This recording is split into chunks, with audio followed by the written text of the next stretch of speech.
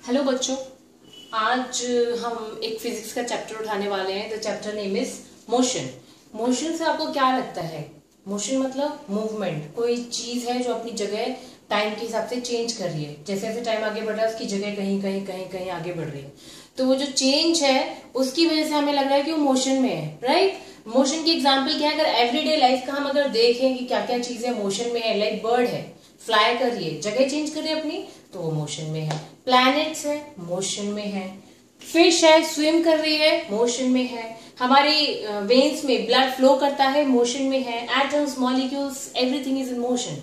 Okay, motion को हम simple way में अगर समझना चाहें कि व्हाट इज मोशन, तो हम ये मान सकते हैं कि जब कोई भी आर्टिकल, कोई भी किसी भी हम उसको ले रहे हैं, लाइक मैंने अगर कार का एग्जांपल ले रही हूँ, अगर मैं मेरा खुद का एग्जांपल ले रही हूँ और उसका पोजीशन चेंज हो रहा है with respect to the time, मतलब टाइम के साथ चेंज हो रहा है, 5 सेकंड में यहाँ है, 10 सेकंड में वहां है, तो उसका मतलब है कि वो मोशन में है। अब हम एक एग्जाम्पल लेते हैं बच्चों की, जैसे मान लो कार या बस जा रही है, उसमें मान लो 2-3 लोग बैठे हैं, ठीक है। अब उसके पास में यहाँ पे रोड के साइड में एक पेड़ लगा और यहाँ पे एक आदमी खड़ा है। ये एक सिचुएशन हमने एज्यूम की है। इसमें क्या है, अब कार हमारी जा रही है, कार जा रही है, तो उसको क्या लगता है कि मैं तो आगे जा रहा हूँ लेकिन ये पेड़ ना पीछे जा रहा है। तो क्या एक्चुअल में पेड़ पीछे जा रहा होता है? एक्चुअल में तो पेड़ जगह पर ही है, वो तो नहीं हिल रहे हैं। लेकिन कार में बैठे इंसान को यही लगता है कि पेड़ पीछे जा रहा है, हम आगे जा रहे हैं और ये पीछे जा रहा है। अच्छा, इस पेड़ के पास अगर कोई आदमी खड़ा है तो उसको क्या लगेगा? वो वाली कार जा रही है, भाई पेड़ स्टेशनरी है और वो जा रहा है। और इस ड्राइवर को, उसके साथ में अगर कोई और बैठा है, 2-3 और पैसेंजर बैठे, तो उसको लगेगा हम रेस्ट में हैं, ये सब रेस्ट में है, मोशन में नहीं है, और ये मोशन में है, ये पीछे जा रहा है। तो ये हो गया, हम किस चीज को रेफरेंस पॉइंट ले रहे हैं with respect to what stuff, what things we are watching the thing, accordingly हम डिसाइड करेंगे भाई कौन सी चीज मोशन में है। ठीक है, एक्चुअल में कौन मोशन में है? कार। ठीक है, लेकिन हमें दिखता क्या है? तो इसलिए जरूरी जो दिखता है वो सही हो। ठीक है, क्या हमें दिख रहा है कहा ये पेड़ पीछे जा रहे हैं, बट पेड़ पीछे जा रहे हैं? नो, हम आगे जा रहे हैं, इसलिए हमें ऐसा दिख रहा है। अच्छा, मोशन किस किस टाइप के हो सकते हैं? सर्कुलर मोशन हो सकता है, लाइक अगर आपने ग्राउंड देखा होगा कि लोग गोल गोल चक्कर लगा रहे हैं उसमें, या फिर एथलीट है, सर्कुलर उसका पाथ है, वो उस पर दौड़ रहा है, तो सर्कुलर मोशन हो गया। स्ट्रेट लाइन हो गया, रोड बनी है, आप जा रहे हो साइकिल चलाते हुए, गाड़ी चलाते हुए, तो वो स्ट्रेट लाइन मोशन हो गया। या फिर वाइब्रेट। तो बहुत सारे, ये सारे तो सिंगल सिंगल मैंने आपको बोल दिया इस टाइप के मोशंस होते हैं, लेकिन कॉम्बिनेशन भी हो सकता है। हो सकता है कि सर्कुलर और स्ट्रेट लाइन का कॉम्बिनेशन हो सकता है स्ट्रेट लाइन वाइब्रेशन का कॉम्बिनेशन में हो। तो ये बहुत कॉम्प्लेक्स भी होता है, बट इसको हम 1 बाय 1 समझेंगे। अब हम आगे बढ़ेंगे तो आगे हमारा एक टर्म आता है रेफरेंस पॉइंट। अब हम बात करेंगे भाई रेफरेंस पॉइंट, तो रेफरेंस पॉइंट होता क्या है? तो एक्चुअली क्या होता है, जब हम किसी भी चीज का, किसी ऑब्जेक्ट का हम लोकेशन बता रहे हैं, जैसे हम अपने स्कूल का लोकेशन बता रहे हैं कि भाई यहाँ से ना आप 2 किलोमीटर जाओगे तो आपको वो मिलेगा, स्कूल मिल जाएगा। तो जैसे आपको एग्जाम्पल भी आपकी बुक में दे रखा है कि एक स्कूल का लोकेशन बता रहे हैं कि भाई जो भी विलेज है उससे 2 किलोमीटर नॉर्थ की तरफ है। नॉर्थ की तरफ, इसलिए मैंने अपवर्ड बना दिया यहाँ पे डायरेक्शन कि नॉर्थ की तरफ अगर 2 किलोमीटर आगे बढ़ोगे तो स्कूल मिल जाएगा। तो जब हम किसी ऑब्जेक्ट का, ये हमारा ऑब्जेक्ट हो गया, रेफरेंस पॉइंट हो गया, जिस किसी ऑब्जेक्ट की हम लोकेशन बताना चाह रहे हैं, तो हम क्या कर रहे हैं कि एक रेफरेंस पॉइंट ले रहे हैं कि भाई यहां से इतना आगे है। ठीक है, हम लोग आगे और किसी को भी एड्रेस बताते होंगे तो हम इस टाइप से बताते होंगे। तो हमने रेफरेंस, ये हमारा रेफरेंस हो गया, ये हमारा ऑब्जेक्ट हो गया। तो विद रिस्पेक्ट टू दिस, इस विलेज के रेफरेंस में, इसी से अगर हम यहाँ से बोलेंगे तो हो सकता है यहाँ से हमारा दूसरा डायरेक्शन हो, लेकिन हम विलेज को रेफरेंस ले रहे हैं तो हम कह रहे हैं कि 2 किलोमीटर नॉर्थ साइड हमारा स्कूल पड़ जाएगा। अब हम आगे बढ़ते हैं नेक्स्ट हेडिंग की तरफ, जिसका नाम है motion along a straight line. Straight line मैंने आपको बताया कि सीधे सीधे जो मोशन होता है उसको बोलते हैं स्ट्रेट लाइन, और ये सबसे सिंपलेस्ट मोशन है। तो इसके लिए हम एक एग्जांपल लेते हैं। इसमें हम मानते हैं कि ओ हमारा एक पॉइंट है, ये सारी पोजीशंस है, ओ पोजीशन सी बी ए। ठीक है, तो किसी कार को ले लो, आप अपने आप को ले लो, या किसी भी ऑब्जेक्ट जो आपकी मर्जी आप उसको ले लो, उसे यहाँ से अपना ट्रैवल करना स्टार्ट किया, और हम एज्यूम कर रहे हैं कि ओ से चलते चलते सी पहुंचा, बी पहुंचा, ए पहुंचा, और फिर वापस लौट के कहाँ आया? सी। अब ये हमने ना डिस्टेंस किलोमीटर में यहाँ पे आपको दे रखी है। अगर आपसे अब मैं बोलूं कि आप मुझे टोटल रास्ता बताओ कि आप कितना चल के आए हो, तो आप क्या करोगे? भाई ये डिस्टेंस मैंने दे रखी है, इधर तक गए, फिर वापस यहाँ तक आए, आपको दोनों को ऐड करना है। तो टोटल पाथ अगर हमें निकालना होगा, sorry it's a path,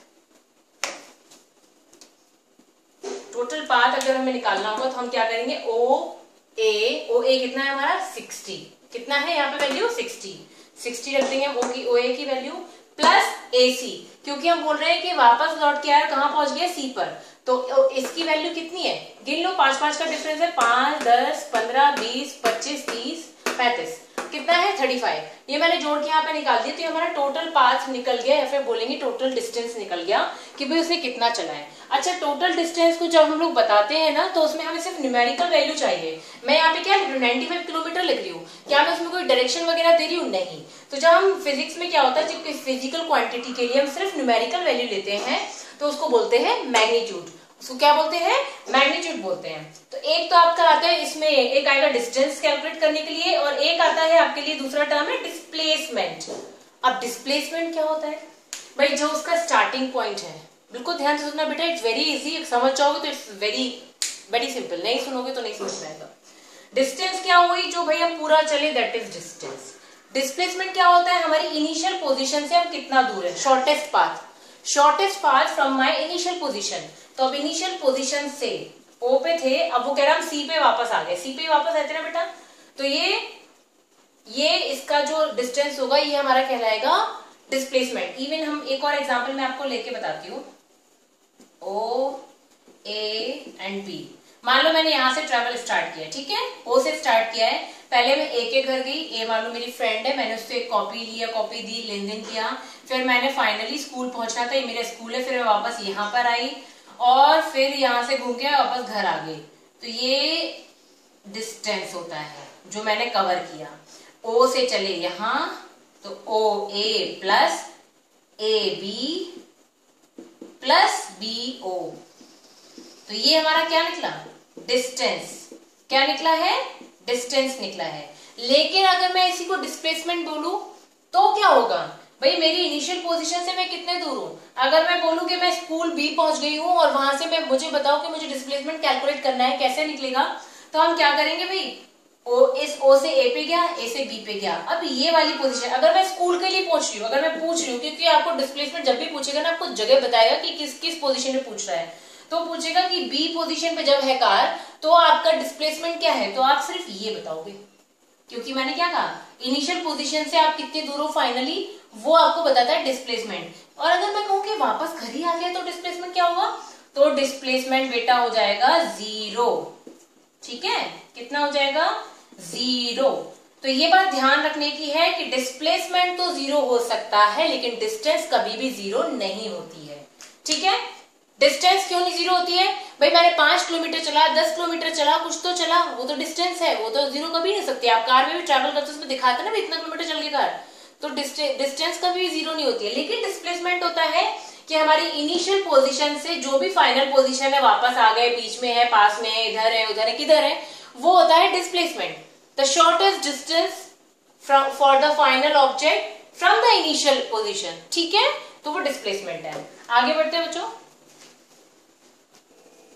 okay, next हमारा यूनिफॉर्म मोशन और नॉन यूनिफॉर्म मोशन है, बट उसके बढ़ने से पहले मैं आपको बताऊंगी कि ओडोमीटर नाम का एक डिवाइस होता है जो कि हम कार में फिट करते हैं, और वो हमें क्या बताता है, डिस्टेंस, ठीक है। तो ओडोमीटर ये आपकी कार में जो लगा होता है डिवाइस, अब आप ध्यान रखना कि उसको क्या बोलते हैं, ओडोमीटर बोलते हैं।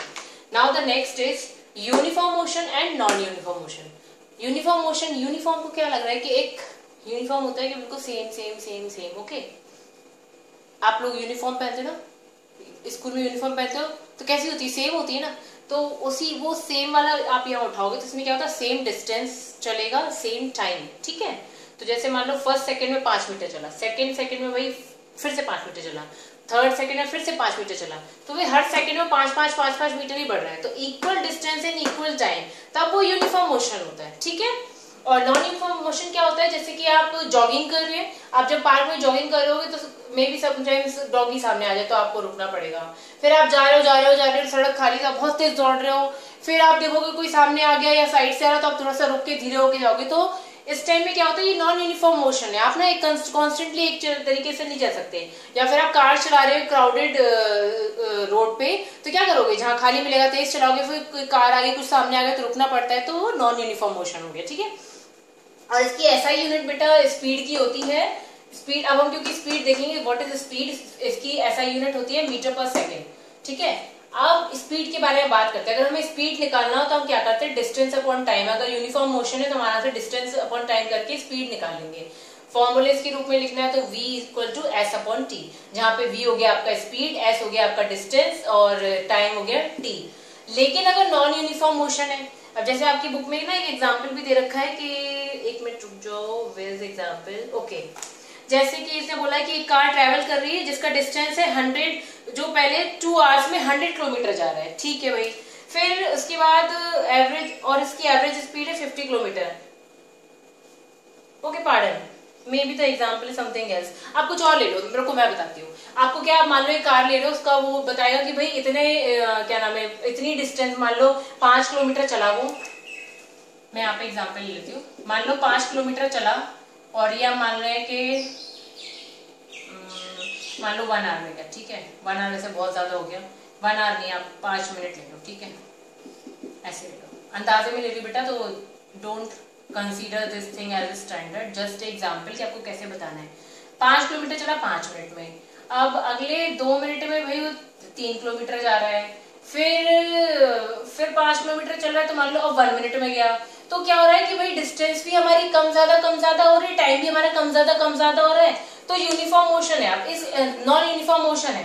अब इस सिचुएशन में आपसे कोई कहे कि चलो ठीक है, जो भी स्पीड थी आपने जैसे भी चलाया, अब मुझे एक एवरेज स्पीड बता दो। तो हम लोग क्या करेंगे, एवरेज स्पीड के लिए टोटल डिस्टेंस, जितना भी टोटल डिस्टेंस चला उसको प्लस कर दोगे अपॉन टोटल टाइम टेकन, जो भी टोटल टाइम है, 5 + 2 + 1। तो हम इस तरह से निकालेंगे हमें एवरेज स्पीड क्या होती है, ठीक है। तो इस टाइप के आपको क्वेश्चंस आ सकते हैं, तो हम लोग फिर सॉल्व करेंगे तो समझ जाएंगे। अब जैसे मैं एक एग्जांपल ले रही हूँ, क्योंकि आपको इस चैप्टर में न्यूमेरिकल भी सॉल्व करने पड़ेंगे। तो एक कार है, उसने क्या डिस्टेंस ट्रेवल किया 100 किलोमीटर, कितने टाइम में किया, 2 आवर्स में किया। तो उसकी हम एवरेज स्पीड उसने पूछा है कितनी होगी, तो हम क्या करेंगे, मैंने अभी स्पीड, एवरेज स्पीड का फॉर्मूला क्या बताया था, टोटल डिस्टेंस, जो भी डिस्टेंस दे रखी है अपॉन टाइम। तो ये आपको किलोमीटर पर आवर में, वैसे मैंने आपको बताया ऐसा यूनिट स्पीड की होती है मीटर पर सेकेंड, लेकिन किलोमीटर पर आवर में भी अगर आपको दे रखा है तो you can write in this also. अगर आपको दे रखा है कोई यूनिट अलग अलग दे रखी है तो आप फिर मीटर पर सेकेंड में चेंज कर सकते हो, किलोमीटर पर आवर हो गया और सेंटीमीटर पर सेकेंड, ठीक है। तो ये तो 3 तो आपके यूनिट के वो हो गए। अभी ये क्या था, किलोमीटर और आवर में था, हम किलोमीटर पर आवर में ही आप यहाँ पे आंसर दे सकते हो। अगर किलोमीटर पर आवर में है तो हम उसी में आंसर दे देंगे, ठीक है। और हम चाहें तो इसको मीटर पर सेकंड में भी कर सकते हैं। लेकिन इस टाइप के क्वेश्चन से बेटा ये ध्यान रखना, आपको यूनिट लिखना बहुत जरूरी है, क्योंकि मुझे नहीं पता आप किस में कन्वर्जन करके क्या लिख रहे हो। अगर आप ये पार्ट मिस कर दोगे आपका नंबर कट जाएगा, क्योंकि मुझे नहीं पता आपने मीटर लिया, आपने किलोमीटर लिया, आपने क्या सोचा। जब देखो दोनों सेम है, जैसे किलोमीटर पर आवर है, किलोमीटर आवर है, तब तो हमें कोई दिक्कत नहीं है, उसी में आंसर लिख देंगे। लेकिन अक्सर फंसाने वाले क्वेश्चंस क्या आते हैं कि ये आपको मीटर में दे रखा होगा, ये आपको आर में दे रखा होगा। तो मीटर और आर का तो कोई कॉम्बिनेशन ही नहीं है ना, मीटर पर सेकंड होता है या फिर किलोमीटर पर आर होता है, या फिर हो सकता है ये आपको किलोमीटर में दे रखा हो, ये आपको सेकंड्स में दे रखा होगा। तो यूनिट को हमेशा ना बैलेंस करके चलना पड़ता है। तो या तो आपको मीटर पर सेकंड में निकालना होगा, या क्वेश्चन में भी गिवन हो सकता है कि आप एवरेज स्पीड निकालिए, भाई किलोमीटर पर आवर में निकालिए या मीटर पर सेकंड में निकालिए, ठीक है। तो हम कोशिश करेंगे जो हमारा ऐसा यूनिट है हम उसी में निकालेंगे। इनकेस अगर किलोमीटर आवर में दे रखा था आप इसमें भी लिख सकते हो, लेकिन आपको यहाँ पे ये लिखना जरूरी है कि किस फॉर्म में, ठीक है। तो ये मेरे ख्याल से बहुत कॉम्प्लेक्स नहीं है बच्चों।